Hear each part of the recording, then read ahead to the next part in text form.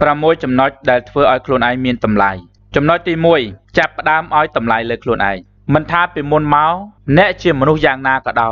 รกลอยมันบานเจ้ามาเสียดแนะดดเตยได้บรรโตแนะดดเตยบังอับแนะดดเตยริกุลไว้ประหาหรือแนะดดเตยจัดตกแนะถักมีนตำไลมีนประยอยมีนบานกาอย่างนาก็ได้จับปีเปนิตอเตอแนะเตยสัญจึงกึดครูนไอประกอบโดยสเตสมาร์ไดหนึ่งโนเตยกึดหาตำไลរបស់យើងគឺថិតនៅក្នុងខ្លួនយើងអត់មានអ្នកណាមកឲ្យយើងទេតែយើងអាចបង្កើតវាបានហើយអ្វីៗទាំងអស់នៅលើโลกហ្នឹងដែលមានតម្លៃគឺសុទ្ធតែវាកើតឡើងដោយសារតែមនុស្សឲ្យតម្លៃវាមិនមែនវាមានតម្លៃទេតែមនុស្សឲ្យតម្លៃវាយ៉ាងណាចំពោះខ្លួនយើងប្រហែលជាមិនទាន់មានប្រយោជន៍ដល់អ្នកដទៃទើបគេមិនឲ្យតម្លៃយើងឬប្រហែលជាធ្វើឲ្យរំខានដល់អ្នកដទៃទើបគេមិនឲ្យតម្លៃយើងតែសេចក្តីប្រាថ្នារបស់យើងចង់ខ្លាចទៅជាមនុស្សដែលមានតម្លៃដូច្នេះចាប់ពីពេលនេះគឺយើងឲ្យតម្លៃខ្លួនយើងភ្លាមដែលការឲ្យតម្លៃនេះគឺជាការឲ្យតម្លៃប្រកបដោយការត្រេះរិះពិចារណាស្មារតីសតិ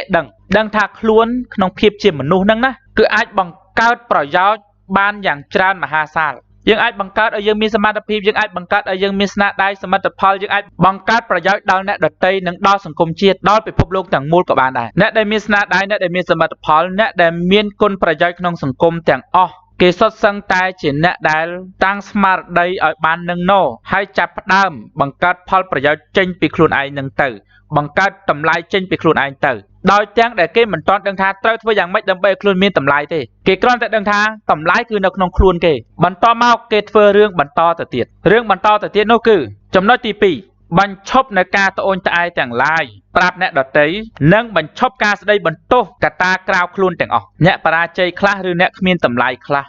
គិតតែពីរឿងត្អូញត្អែរអូខ្ញុំវេទនាណាស់ខ្ញុំពិបាកណាស់ខ្ញុំចេះខ្ញុំចោះដែលស្ដាប់ទៅគួរឲ្យជ្រក់ជ្រេញដែលសុទ្ធសឹងតែការបញ្ចេញនៅសម្រែកដ៏ទន់ខ្សោយដ៏ទន់ជ្រាយជាទីបំផុតចេញមកខាងក្រៅដែលស្មានថាគេឲ្យតម្លៃតាមរយៈការត្អូញត្អែរហ្នឹងតែផ្ទុយទៅវិញគេចង់ក្អួតដោយសារតែការត្អូញត្អែរហ្នឹងណាគ្មានអ្នកណាចូលចិត្តការត្អូញត្អែរទេកុំច្រឡំដោយគេគ្រាន់តែថាអាណិតណាបើយើងពិតជាមនុស្សដែលគួរឲ្យអាណិតពិតប្រាកដមែនតាមរយៈទង្វើរបស់យើងគេនឹងអាណិតមិនមែនតាមរយៈការត្អូញត្អែររបស់យើងគេនឹងអាណិតទេតាមរយៈការត្អូញត្អែររបស់យើងនឹងរំខានត្រចៀករបស់គេហើយនឹងធ្វើឲ្យគេខ្ពើមរអើមចង់ក្អួតចេញមកក្រៅគ្រាន់តែគេមិននិយាយគេសុខចិត្តដើរចេញចឹងរាល់ការត្អូញត្អែររាល់ការគិតអវិជ្ជមានចំពោះខ្លួនឯងទាំងឡាយឬអ្នកដទៃទាំងឡាយបញ្ឈប់ឲ្យអស់ហើយបញ្ឈប់ការស្ដីបន្ទោសទៅដល់អ្នកដទៃឬកត្តាក្រៅខ្លួនដូចជាការបន្ទោសឪពុកម្ដាយបន្ទោសបងប្អូនបន្ទោសពូមីងបន្ទោសគ្រួសារបន្ទោសអ្នកនេះបន្ទោសអ្នកនោះបន្ទោសមិនចេះចប់មិនចេះហើយការបន្ទោសកត្តាក្រៅខ្លួនឬអ្នកដទៃគឺជាការរំលងការមើលនៅចំណុចខ្សោយខ្លួនឯងហើយបើដរាបណាយើងនៅតែមើលរំលងចំណុចខ្វះខាតខ្លួនឯងមួយជីវិតហ្នឹងគឺយើងនៅតែប្រហោងក្នុងធ្លូហ្នឹងគឺយើងនៅតែខ្វះខាតជានិច្ចហ្នឹងមនុស្សដែលមានសតិបញ្ញាស្មារតីមិនមែនជាមនុស្សដែលមានអ្វីៗគ្រប់យ៉ាងក្នុងខ្លួនទេប៉ុន្តែជាមនុស្សដែលចេះរិះរេនិងមានស្មារតីគិតថាខ្លួនឯងខ្វះខាតអីដឹងថាខ្លួនខ្វះខាតអីហើយគិតថាអ្វីៗវាផ្ដើមចេញមកពីខ្លួនយើងទាំងអស់ខ្លួនយើងមានជំរើសក្នុងការជ្រើសរើសអ្វីដែលល្អអ្វីដែលអាក្រក់គេមិនជ្រើសរើសអ្វីដែលអាក្រក់មកដាក់ខ្លួនទេគេជ្រើសរើសអ្វីដែលល្អមកដាក់ខ្លួនឈប់បង្កើតគំនិតអវិជ្ជមានចំពោះខ្លួនឯងនិងចំពោះអ្នកដទៃឈប់បង្កើតគំនិតអវិជ្ជមានចំពោះកត្តាក្រៅខ្លួនឈប់ស្ដីបន្ទោសអ្នកណាទាំងអស់សម្លឹងមើលមកខ្លួនឯងថាខ្វះអីចាប់ដើមកែចាប់ដើមបំពេញចាប់ដើមអភិវឌ្ឍចំណុចទី3កែប្រែទម្លាប់អាក្រក់ចេញឲ្យអស់រាល់ថ្ងៃមនុស្សបរាជ័យគឺធ្វើតែរឿងអត់ប្រយោជន៍ឥតបានការមួយថ្ងៃគឺធ្វើតែរឿងឥតបានការគោលដៅនៅខាងលិចធ្វើតែរឿងនៅខាងកើតធ្វើតែរឿងដែលរុញច្រានឲ្យខ្លួនឯងទៅខាងកើតខ្លួនប្រាថ្នាចង់បានតែអ្វីដែលល្អប៉ុន្តែបង្កើតតែទម្លាប់អាក្រក់ធ្វើតែអាក្រក់ចង់មានចង់បានចង់ជោគជ័យតែធ្វើតែរឿងដែលមិនពាក់ព័ន្ធទៅនឹងគោលដៅរបស់ខ្លួនលេះលោះពន្យាពេលលេះលោះអស់មួយថ្ងៃលេះលោះអស់មួយខែលេះលោះអស់មួយឆ្នាំលេះលោះអស់មួយជីវិតបើសិនជាយើងនៅតែធ្វើរឿងមិនបានការមិនបានប្រយោជន៍យើងនៅតែខ្លាចទៅជាមនុស្សដែលមិនមានតម្លៃបើយើងមិនកែប្រែទម្លាប់ទាំងឡាយចេញឬទម្លាប់អាក្រក់ទាំងអស់ចេញទេខ្លួនយើងគឺនៅតែជាសម្រាមចាប់ផ្ដើមពីការដឹងនិងកែប្រែទម្លាប់អាក្រក់ចេញបង្កើតតែទម្លាប់ល្អនោះយើងចាប់ផ្ដើមមានតម្លៃដូចដែលយើងចាប់ផ្ដើមសន្សំលុយអញ្ចឹងតម្លៃយើងវានឹងកើនឡើងតាមយើងសន្សំតាមរយៈការបង្កើត ទម្លាប់ល្អគឺធ្វើឲ្យយើងធ្វើតែរឿងដែលមានប្រយោជន៍រឿងដែលមានប្រយោជន៍នេះហើយគឺជារឿងដែលមានតម្លៃហើយបើយើងធ្វើតែរឿងដែលមានតម្លៃនោះយើងនឹងមានតម្លៃចំណែកអ្នកដែលចង់បានតម្លៃហើយគិតតែធ្វើរឿងដែលគ្មានតម្លៃតើមានតម្លៃតាមណាទៅកើតតម្លៃតាមណាកើនតម្លៃតាមណាបើសិនជាមនុស្សម្នាក់ធ្វើរឿងដែលគ្មានតម្លៃឬធ្វើរឿងដែលគ្មានប្រយោជន៍ហើយស្រាប់តែខ្លួនគាត់កើតតម្លៃកើនតម្លៃនោះធម្មជាតិនឹងឈួតលីលាហើយចំណុចទី4កសាងសមត្ថភាពយើងអាចនឹងមានអ្វីៗនៅពេលបន្តបន្ទាប់ហើយវានៅជាប់នឹងខ្លួនយើងលុះត្រាតែវាកើតឡើងពីសមត្ថភាពរបស់យើងការដែលយើងមានអ្វីៗដែលវាមិនកើតឡើងពីសមត្ថភាពរបស់យើងវាអត់នៅជាប់ជាមួយយើងទេហើយវាក៏គ្មានតម្លៃដែរបើយើងមានទ្រព្យរាប់រយលានដុល្លារដោយសារតែគេឲ្យមានតម្លៃទេបើយើងមានបងប្អូនដែលជាមហាសេដ្ឋីរាប់រយនាក់តើយើងមានតម្លៃទេបើយើងមានសាច់ញាតិដែលជាមនុស្សដែលមានតម្លៃហើយយើងអត់តម្លៃតើយើងមានតម្លៃទេអ្នកខ្លះថាបងប្អូនខ្លួនឯងជាមហាសេដ្ឋីម៉ែឪខ្លួនឯងជាមហាសេដ្ឋី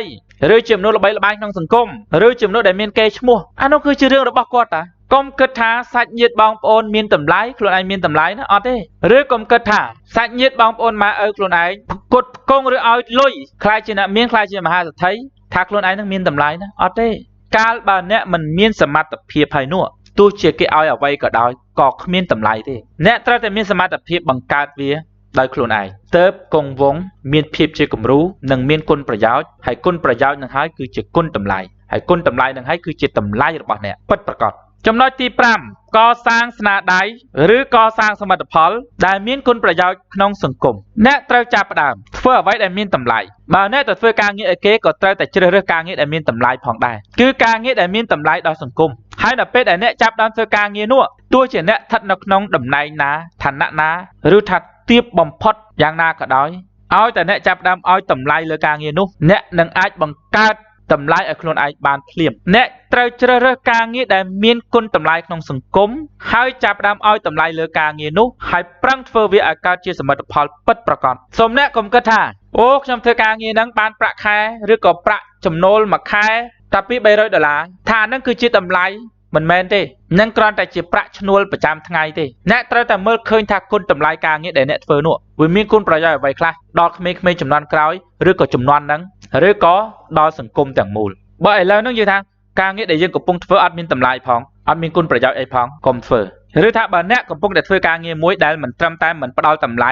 ដល់សង្គមទេគឺវាធ្វើឲ្យសង្គមអន្តរាយទៀតនោះគឺដាច់ខាតកុំធ្វើឲ្យចេញឲ្យឆ្ងាយមានការងារជាច្រើនដែលមានគុណប្រយោជន៍ដល់សង្គមតរវាបានមួយដែលយើងស្រឡាញ់ពេញចិត្តបំផុតហើយធ្វើវាហើយកុំគិតថាខ្លួនឯងមានតម្លៃត្រឹមតែប្រាក់ខែហ្នឹងឧទាហរណ៍គ្រូបង្រៀនម្នាក់ដែលគាត់បានប្រាក់ខែចំនួនណាមួយប្រាក់ខែនោះមិនមែនជាតម្លៃរបស់គាត់ទេណាទោះជាប្រាក់ខែនោះច្រើនប៉ុណ្ណាក៏ដោយតម្លៃរបស់គាត់គឺកាត់ថ្លៃអត់បានទេជួនកាលគាត់បង្រៀនមនុស្សឬបង្រៀនសិស្សរាប់រយរាប់ពាន់នាក់ក្នុងចំណោមរាប់រយរាប់ពាន់នាក់នោះគឺមានមនុស្សជាច្រើនមានកូនសិស្សជាច្រើនបានក្លាយទៅជាអ្នកដែលមានសមត្ថភាពធ្វើការងារផ្សេងៗនៅក្នុងសង្គមយ៉ាងស្រោងយើងគិតមើលថាតើគុណតម្លៃរបស់គាត់ប៉ុន្មានគាត់ជាមនុស្សដែលមានតម្លៃណាស់អ្នកដែលធ្វើការងារខាងដោះមានទោះជាគាត់បានប្រាក់ខែតិចឬច្រើនឬប្រាក់ខែប៉ុណ្ណាក៏ដោយប្រាក់ខែនោះមិនមែនបង្ហាញឬបញ្ជាក់ថាជាតម្លៃទេតែការងាររបស់គាត់ទេដែលបង្ហាញពីគុណតម្លៃដែលមិនអាចកាត់ថ្លៃបានបើគាត់ដោះមានបានមួយគ្រាប់គាត់ជួយមនុស្សយ៉ាងហោចបានម្នាក់ចុះបើសិនជាគាត់ដោះបាន100គ្រាប់តែគាត់ជួយមនុស្សបានប៉ុន្មានរយនាក់ហើយក្នុងចំណោមមនុស្សដែលគាត់ជួយនោះណាជួនកាលប៉ះអ្នកខ្លះមានសមត្ថភាពធំធេងក្នុងការធ្វើរឿងអីផ្សេងដែលចម្រើនដល់សង្គមនោះសាកគិតមើលថាតើគុណតម្លៃរបស់គាត់កើនប៉ុណ្ណាគឺមិនអាចកាត់ថ្លៃបានឬកណនាបានទេដូច្នេះងាកមកការងាររបស់អ្នកវិញសូមអ្នកកុំឲ្យតម្លៃលើការងាររបស់អ្នកត្រឹមតែប្រាក់ឈ្នួលត្រូវគិតថាការងាររបស់អ្នកវាមានគុណប្រយោជន៍អ្វីខ្លះដល់មនុស្សបច្ចុប្បន្ននិងមនុស្សជំនាន់ក្រោយរកឲ្យឃើញគុណតម្លៃកន្លែងហ្នឹងហើយផ្ដោតធ្វើវាគ្មានការងារសុចរិតណាថោកទាបឬគ្មានតម្លៃទេផ្ទុយទៅវិញមានតែការងារដែលទុច្ចរិតនិងជាការងារដែលបំភ្លេចបំផ្លាញទេដែលបើទោះជាបានលុយប្រមាណសន្ធឹកសន្ធាប់ណាក៏ដោយក៏នៅតែគ្មានតម្លៃចំណុចទី6ត្រូវមានធម៌ក្នុងខ្លួនការមានធម៌នៅក្នុងខ្លួនគឺមានសិលធម៌មានគុណធម៌និងមានសប្បុរសធម៌ដែលយើងហៅថាអំពើល្អមនុស្សយើងបើសិនជាយើងរស់នៅទោះយើងមានសមត្ថភាពទោះយើងមានទ្រព្យសម្បត្តិយ៉ាងណាយ៉ាងណីក៏ដោយតែបើសិនជាគ្មានអំពើល្អទេក៏គ្មានតម្លៃដែរ ការរស់នៅដើម្បីតែខ្លួនឯងក៏គ្មានតម្លៃដែរយើងរស់នៅក្នុងសង្គមយើងខំកសាងសមត្ថភាពយើងខំកសាងស្នាដៃយើងខំកសាងសមិទ្ធផលហើយយើងក៏ទទួលបាននៅផលតបស្នងដោយស្វ័យប្រវត្តិមកវិញហើយបើយើងយកផលតបស្នងមកក្តាប់អត់មានការចែករំលែកអត់មានភាពសប្បុរសនោះគឺឈ្មោះថាអាត្មានិយមហើយភាពអាត្មានិយមនេះវានឹងធ្វើឲ្យចិត្តរបស់យើងតូចចង្អៀតហើយអាចនឹងធ្វើឲ្យយើងធ្វើអ្វីៗមិនគិតអំពីផលប្រយោជន៍សម្រាប់សង្គមជាតិទេកើតតែជាភាពកំណាញ់ស្វិតអាត្មានិយមគិតតែពីប្រយោជន៍ខ្លួនឯងធ្វើអ្វីៗគឺដើម្បីតែប្រយោជន៍ខ្លួនឯងហើយមិនត្រឹមតែប៉ុណ្ណឹងគឺអាចនឹងប៉ះពាល់ខូចខាតដល់ប្រយោជន៍អ្នកដទៃឬសង្គមជាតិទៀតផងបើបែបនេះគឺគ្មានតម្លៃអ្វីទេមនុស្សដែលមានតម្លៃគឺធ្វើអ្វីៗដែលមិនប៉ះពាល់ដល់ផលប្រយោជន៍អ្នកដទៃឬសង្គមជាតិហើយលើសពីនឹងទៅទៀតគឺធ្វើអ្វីៗដែលមានគុណប្រយោជន៍ដល់អ្នកដទៃនិងសង្គមជាតិតាមរយៈគុណប្រយោជន៍ដែលសាយភាយពីការងារដែលគាត់កំពុងធ្វើឬក៏គុណប្រយោជន៍ដែលកើតចេញពីគុណធម៌សិលធម៌និងសប្បុរសធម៌របស់គាត់នោះហើយគឺជាបុគ្គលដែលមានតម្លៃ